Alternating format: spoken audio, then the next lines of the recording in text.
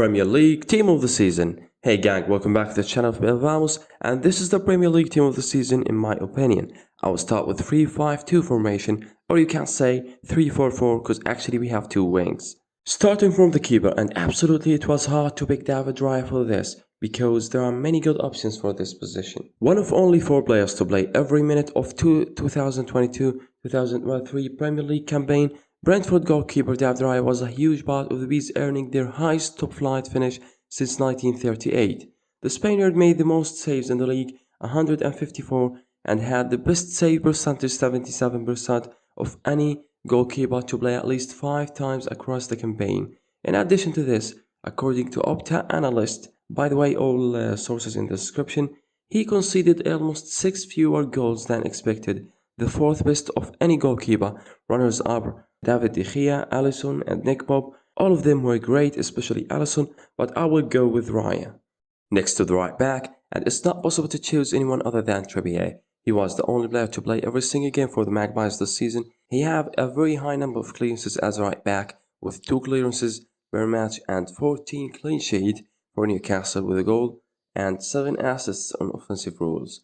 Trippier played the most progressive passes, 275, and had the second expected assists, total 11.8 behind Kevin De Bruyne. All of these wonderful stats make Kieran Trippier the only choice for me in this position. One of the hardest positions to fill, especially when I'm taking just one centre back.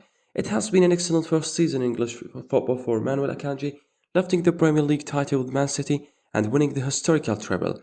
The Swiss international ended on the winning side in 24 of 29 Premier League games this season. This is 83%, with City winning 2.5 points per game with him in the side. In the 9 games he didn't feature, they won just 4 times.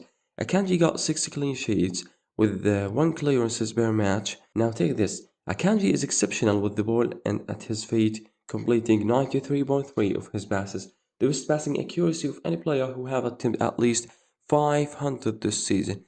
As I said, it was hard to pick him. There are many great selections in this position, like Robin Dias, Ake, Saliba, Lisandro Martinez, Fabian Schär, Steven Botman, Ben and Benok and more, but Akanji is my choice. On the left back we have Stobinian. In this position I was thinking of 2 players, Zinchenko and Stobinian. Zinchenko played just 27 games. His numbers are great, especially on the defensive side, but on the other hand, Stobinian is balanced on both sides. Offensively, he participated in 6 goals. On the defensive side, he got 1 clearances per match, 61 tackles with 51%, 191 recoveries on the ball.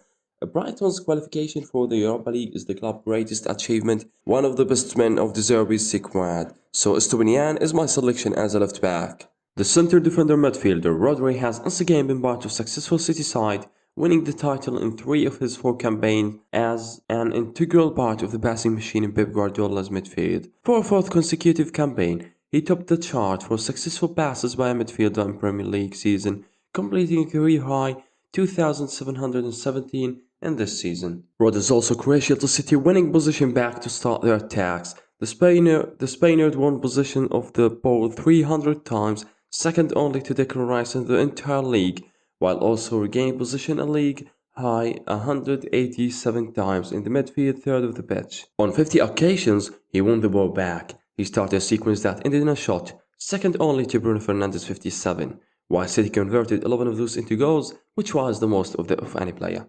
Next we have the brilliant captain of Arsenal Army, Odegaard. It was a disappointing end for Arsenal this season, but despite this, they achieved more than the goal that was required this season. In addition to wonderful young players that were built by Arteta, one of them is Odegaard. Odegaard scored 15 goals and 7 assists.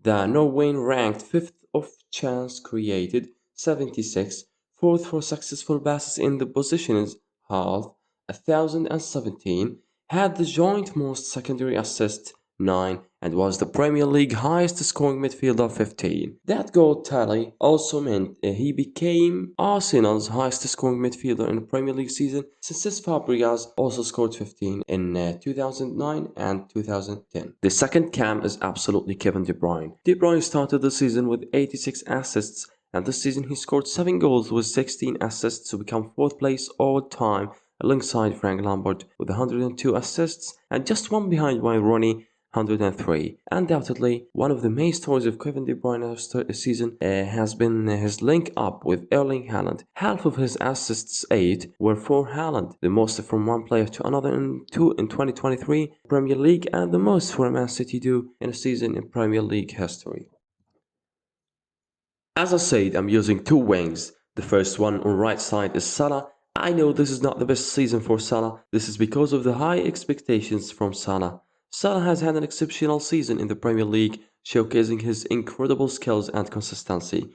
He scored an impressive 19 goals, making him the league fourth scorer. He has also provided 12 assists, highlighting his ability to create opportunities for his teammates. His outstanding performance have played a pivotal role in Liverpool's competition for a qualifying position for the Champions League, despite the worst season in the recent years. On the left side, we have one of the best players after the World Cup. Actually, not in the last weeks, but in general, when you look at Manchester United stats, they are not the best. At least among the top 10 in the league, they scored only 58 goals, and this is the same as Brentford in 9th place. So yeah, you can imagine the difference Rashford made by scoring 17 goals and providing 5 assists. I believe that he is the leader of Man United's next step to compete for the league. I know that many of you are not convinced for this choice, but for me, Rashford will be my left wing. The easiest selection for this team, Erling Haaland. Haaland has broken numerous Premier League records and scared defenses. His 36 goals are the most by a player in a season in Premier League history. His 8 assists give him 44 goal involvements, equaling Thierry Henry's total in 2002-2003. Haaland now has the record for the most goals scored in a player first 5 games, 9, 10 games, 15, 20 games, 25, 25 games, 27, and 30 games, 34, breaking records that have stood for decades. The Man City star scored hat-tricks in consecutive games in August against Crystal Palace and Nottingham Forest, the youngest player to achieve that in the Premier League at 22.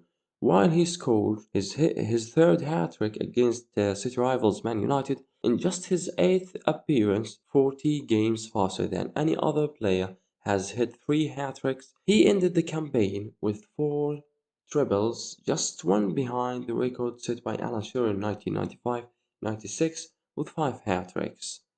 Haaland won the first Champions League for Man City and made the history with his wonderful team. If you have another opinion about Haaland, just watch another sport.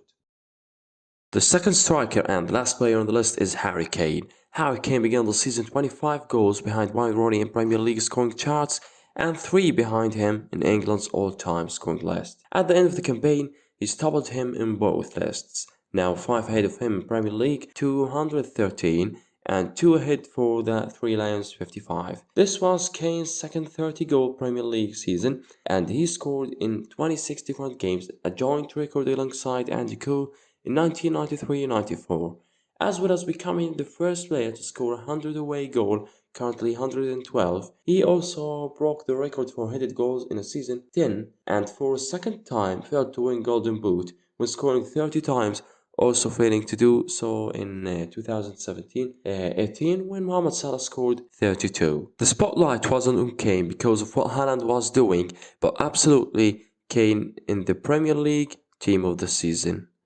Finally, hope you guys enjoyed the video.